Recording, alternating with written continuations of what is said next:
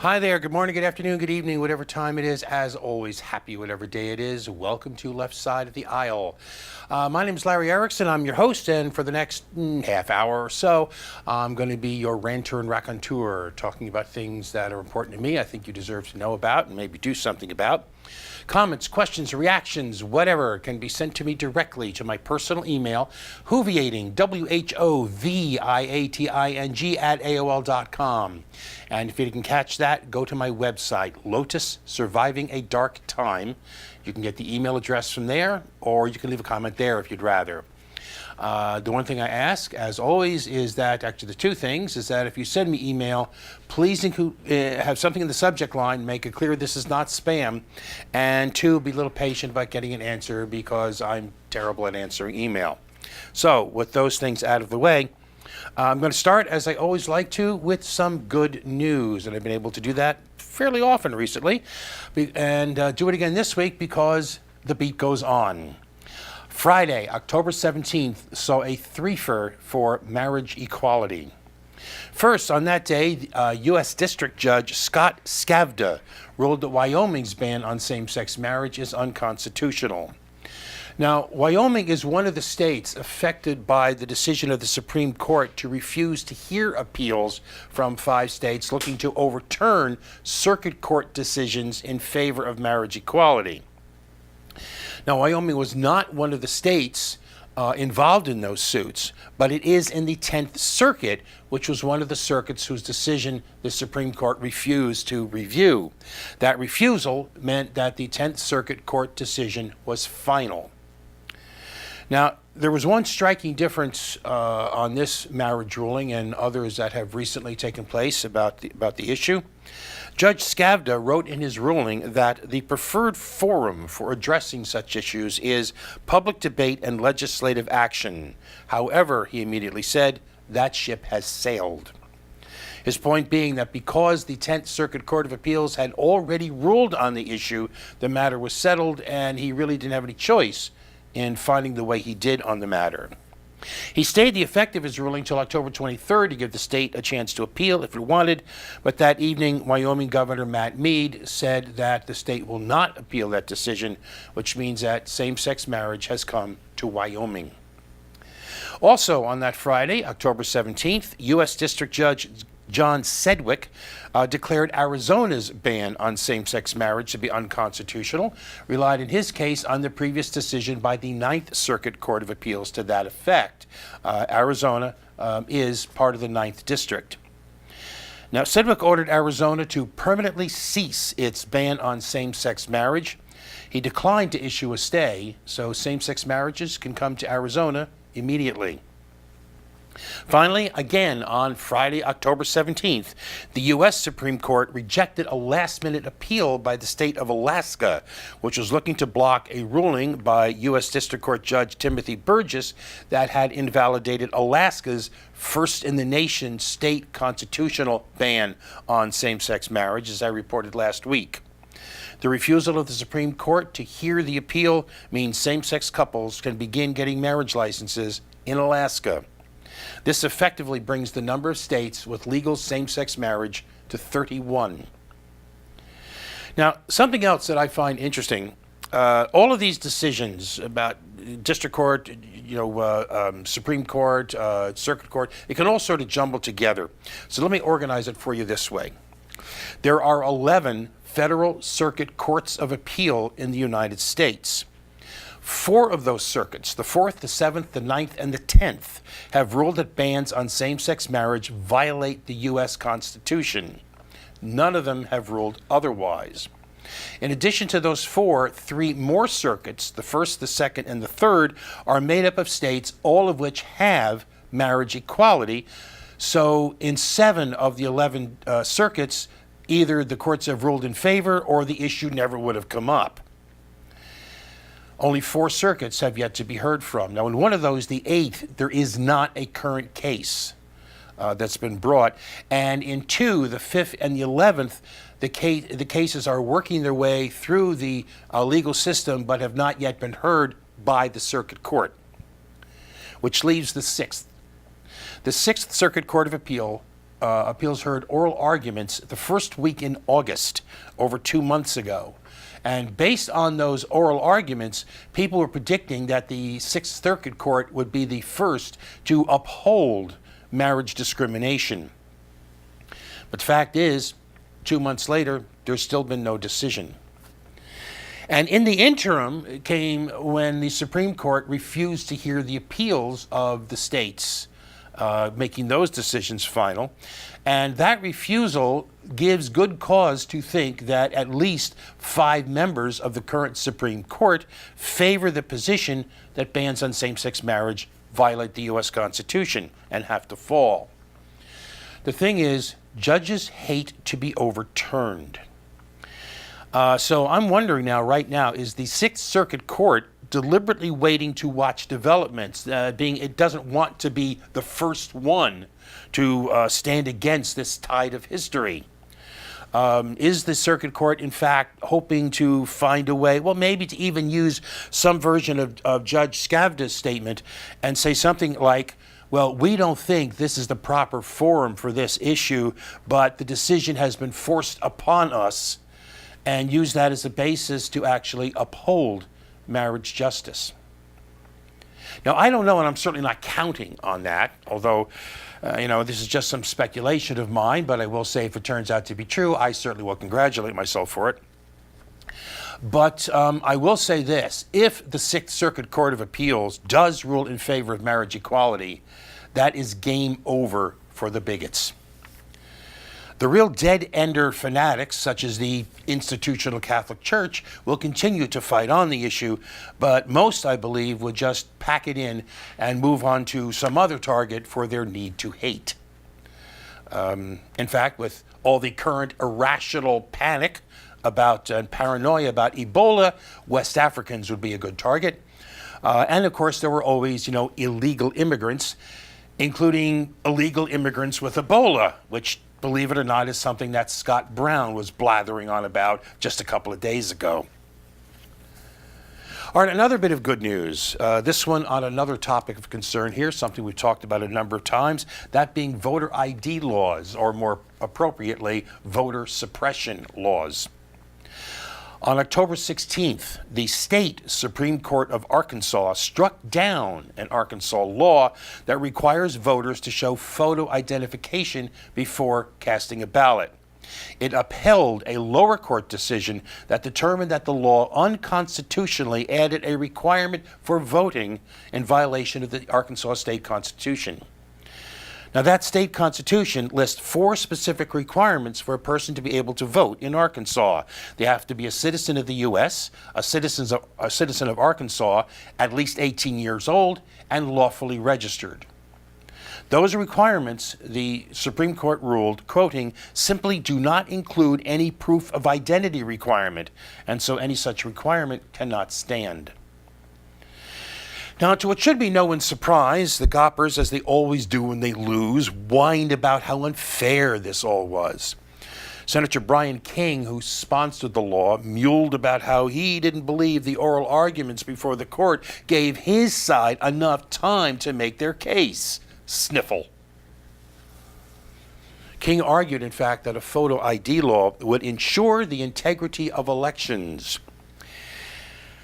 On the other hand, this law was adopted by the state's Gopper-led legislature, including overriding a veto by Governor Mike Beebe.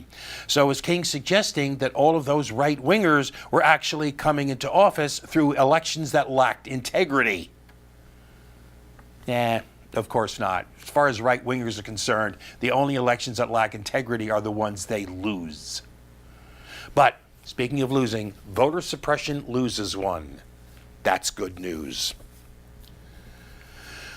However, that good news brings us to some not good news. On October 18th, the Supreme Court of the United States said that Texas can use its draconian new voter ID law, described as the most stringent in the nation, for the November elections. Now, as reported last week, that law had been struck down by a federal district court, which found it an unconstitutional poll tax that intended to discriminate against minority voters. only to have that ruling frozen by the Fifth Circuit Court of Appeals. Now, the Department of Justice and several civil rights groups filed an emergency appeal with the Supreme Court, but the court refused to hear it, which means the stay of the order is in place. It's continued, which leaves Texas free to turn away maybe 600,000 voters, most of them black or Latino, from the polls because they lack the specific kinds of identification the Texas law demands. Types of identification which, interestingly and revealingly, include concealed handgun licenses, but don't include student IDs. Justice Ruth Bader Ginsburg issued a 6-page dissent which blasted both the appeals court and the Supreme Court majority for ignoring the findings of fact at trial before the district court. She wrote that, quoting her, "The greatest threat to public confidence in elections in this case is the prospect of enforcing a purposefully discriminatory law, one that likely imposes an unconstitutional poll tax and risks denying the right to vote to hundreds of thousands of eligible voters." She also picked apart the supposed logic the appeals court used in staying the lower court ruling, which is that it was too close to the election to make such a change. She said that, quoting her again, "There is little risk that the district court's injunction will in fact disrupt Texas' electoral process. Texas need only reinstate the voter identification procedures it employed for the 10 years from 2003 to 2013, including in 5 federal general elections." Also, the argument from Texas officials that the numbers who would be turned away from the polls are meaningless because any eligible voter can are able to get the ID, that argument fared no better. Again, quoting Justice Ginsburg, "Even at $2, the toll is at odds with this court's precedent. And for some voters, the imposition's not small. A voter whose birth certificate lists her maiden name or misstates her date of birth may be charged $37 for the amended certificate she needs to obtain a qualifying ID. Texas voters born in other states may be required to pay substantially more." Justices Sonia Sotomayor and Elena Kagan joined her in the dissent. Now, one last thing to remember here, it's important to remember, is that none of these recent decisions involving voter suppression, neither the good one in Wisconsin nor the bad ones in North Carolina, Ohio, and Texas, actually addressed the merits of the laws, only whether or not they could be enforced while appeals, challenges to those laws, continue through the courts. Which means there is still a fight to be fought here, but which for the moment serves as rather cold comfort. We now actually have some more not good news, this one in the form of an update. Last week, I mentioned that the Vatican, there was a Vatican discussion document which was described as an earthquake in the church's attitude toward gays and lesbians and their relationships. While this document did not question Catholic doctrine on the intrinsically disordered nature of homosexuality, nor did it question doctrine on the church's opposition to same-sex marriage, it was far more open and welcoming than current practice. Alas, it was too good to be true. The first sign of trouble came just 3 days later when the Vatican issued a revised version of the English language translation of the official version, which is in Italian. The new translation was significantly cooler and more distant than the original. For one example, where the original had said that same-sex relationships can provide precious support in the life of the partners, the new one says such relationships constitute valuable support in the life of these persons. The support is no longer precious, and the people are no longer partners. And while the original referred to welcoming and a fraternal space in our communities, the new translation talked about providing for a place of fellowship. Now, a Vatican spokesman, the representative Federico Lombardi, said English-speaking bishops, and frankly, I think we can be even more specific than that. I don't think it was all English-speaking bishops, but certain ones like the American ones. But he said that English-speaking bishops had requested the changes on the grounds that the first translation was hasty and error-ridden, even though it actually was closer to the original Italian than the Revised Translation was. By the way, too, the English language translation was the only one that got changed. The cloud that this change cast over the discussions, over the discussion paper, became a full-blown storm.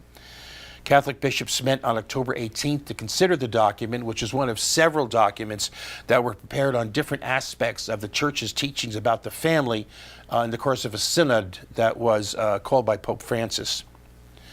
The bishops in this case scrapped the entire thing. They refused to accept even a doubly watered-down version of the paragraph guaranteeing gays and lesbians a fraternal space in our communities. This one was changed to the vapid statement, people with homosexual tendencies must be welcomed with respect and delicacy. Even that didn't get passed. Now, what wasn't clear is if the 118 to 62 vote on that provision actually included protest votes by progressive bishops who refused to accept the watered-down language and wanted something better. What is clear from the vote is that there was a real division within the institutional church on its relationship to gays and lesbians, including, even if the church won't admit it, because they are actually there, including gays and lesbians who are Catholic. Francis DiBernardo of the New Ways Ministry, which is a leading Catholic homosexual rights group, tried to make lemonade here, calling the results a mixed bag. Quoting him, it would have been nicer if they kept the earlier version, but the fact that we're still speaking of valuable support is positive.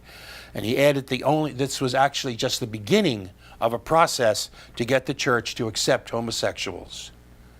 Yeah, well, good luck on that, my brother. And we're taking a break.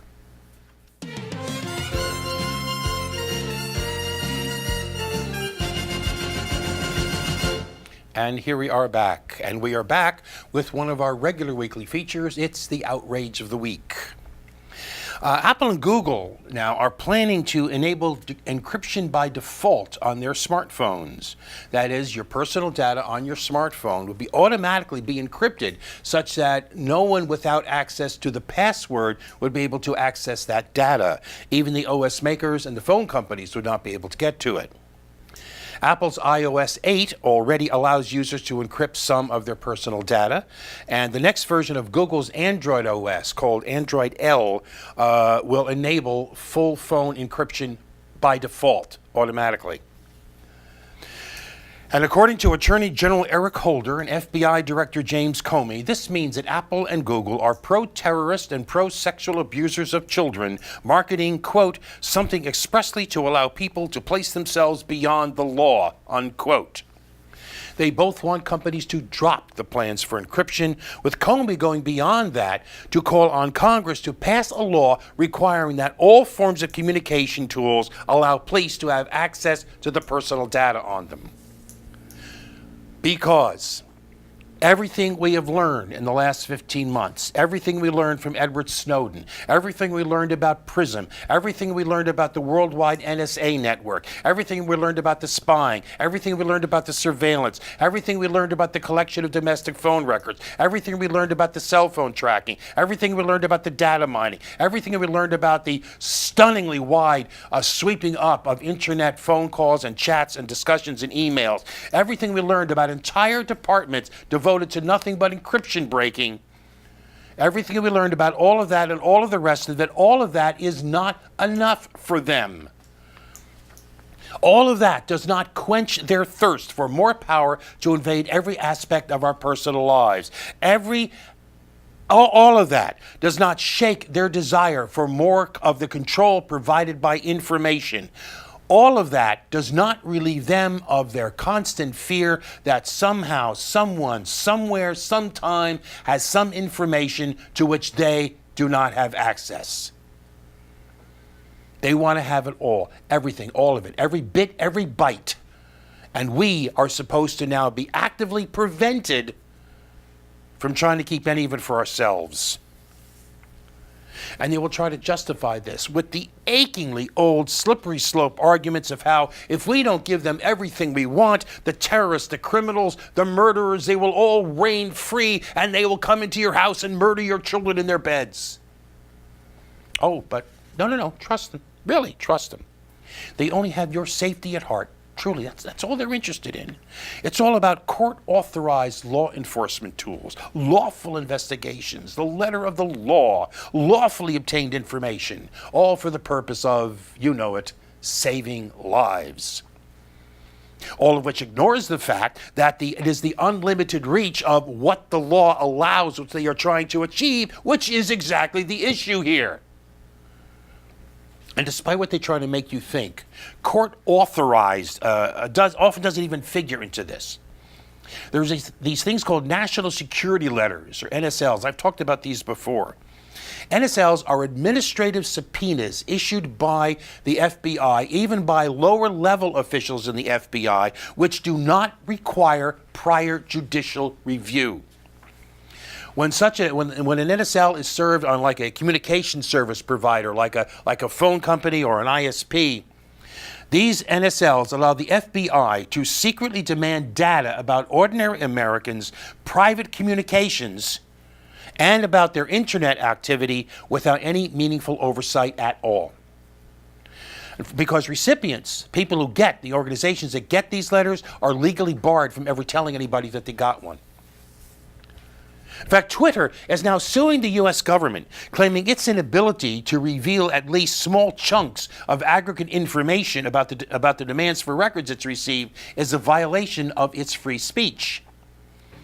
It'll be interesting to see how courts react to this assertion of corporate free speech as opposed to corporate free speech to make political donations. But more to the point here, to show you how much this whole thing involves control of information, not only can't organizations which have been issued an NSL tell you about it, service providers who have not received any NSLs can't tell you that either. But still, no, calm down. Let's all calm down. You'll still be able to have your encryption. Eric Holder says he hopes that, quoting, technology companies would be willing to work with us to ensure that law enforcement retains the ability to obtain the information that it wants.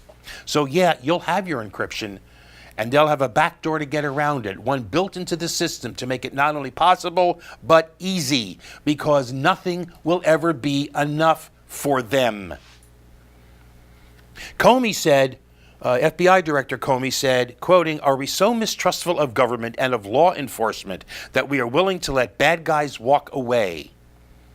The answer to that question is yes, because it's becoming increasingly difficult to tell which side of that wiretap the bad guy is on. And that surely is an outrage. And from there, we're going over to our other regular weekly feature. It's the Clown Award, given as always for meritorious stupidity.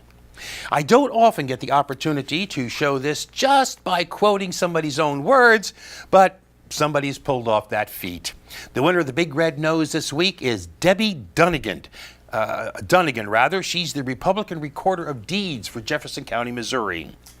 In a recent post to her Facebook page, she posed a question. This is it. Quoting, "I have a question for all my friends who have served or are currently serving in our military. Having not put on a uniform nor taken any type military oath, there has to be something I am just not aware of. But I cannot and do not understand why no action is being taken against our domestic enemy. I know he is supposedly commander-in-chief, but the Constitution gives you the authority. What am I missing? Thank you for your bravery and may God keep you safe." Unquote. She later said that she used a poor choice of words. I'm surprised she didn't say she was inarticulate, which seems to be the word of choice, the term of art for backpedalers these days.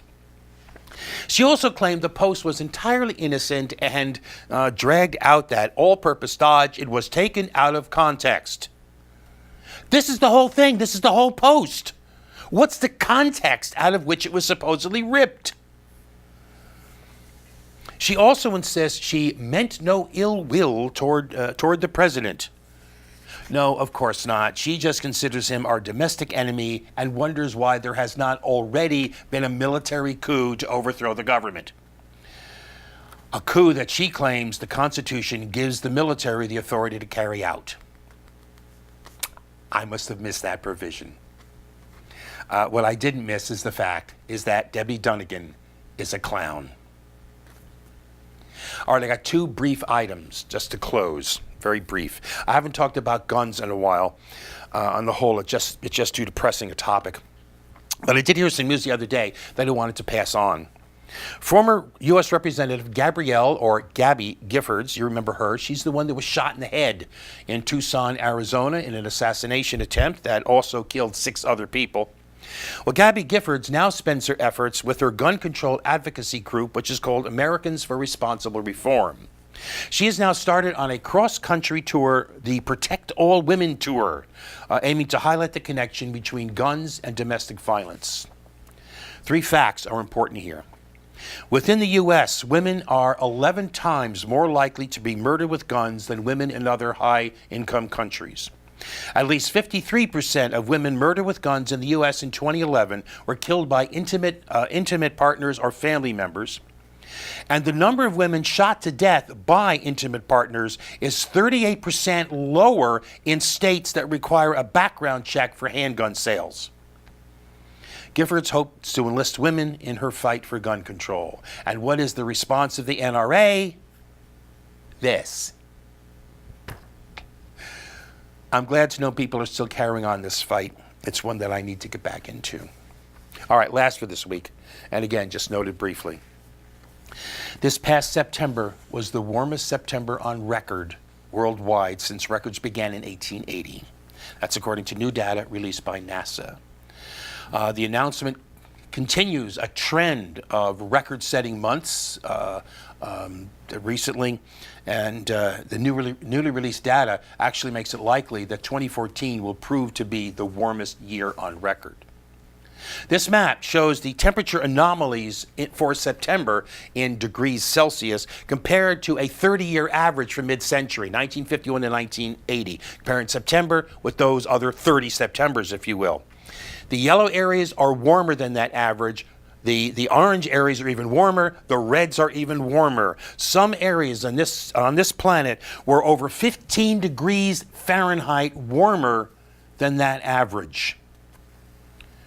Now, these records, obviously, setting all these records, this is significant, but they're obviously just one piece of the puzzle. The issue is that there is still warming. There is still a overall warming trend. Year by year, month by month, decade by decade, the world is still getting warmer.